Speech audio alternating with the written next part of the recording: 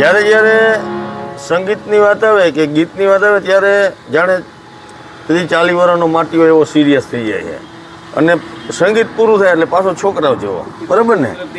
એનો રિયાઝ હાર્મોનિયમ ભેગો બેહે ને ત્યાં જ કુદરતીને કાં સ્વર આવે ને એવો ગાઈ શકે. બાકી તમે સિરિયસલી વાતો કરતા હોય તો તમે એનો અવાજ ન સાંભળો. હા, તમારી યાર વાત કરતો હોય તો હું બોલે તમે સમજો ને. એટલો નિરાશ એટલો કુદરતી આ સંગીત સાંભળો કુદરતી બેહે તો એને અંદરથી સરસ્વતી ખુલે એવું થાય. ને કુદરતી એવું ગળું પણ નીકળે, એમ અવાજ પણ નીકળે. વાળ હવે આ કલાકાર જેવા જ કરવાના છે એવું ખરું ને? મોટા મોટા શું ગાવું હોય કે ભજન ગાવું? હાલો ભજન ગાઈએ.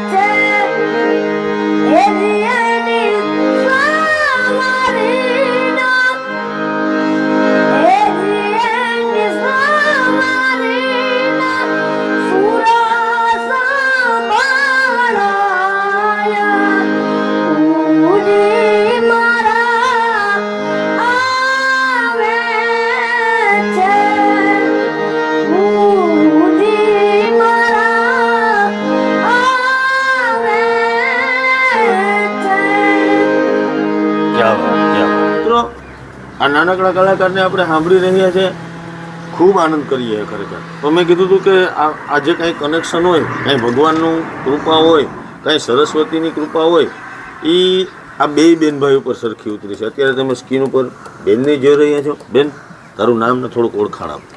મારું નામ ધારા છે. હું ધોરણ 8માં અભ્યાસ કરું છું અને હું PM શ્રી નવાપરામાં અભ્યાસ કરું છું. તને પણ સંગીતનો શોખ છે? ક્યારથી? મને હું નાની હતી ને 3-4 વર્ષની ત્યારથી. તું પણ નાનપણથી ગાવે છે કા? તો હવે આપણે બેનભાઈને બેને હારે ગાવું હોય તો કયું ગીત ગાવશું? Thank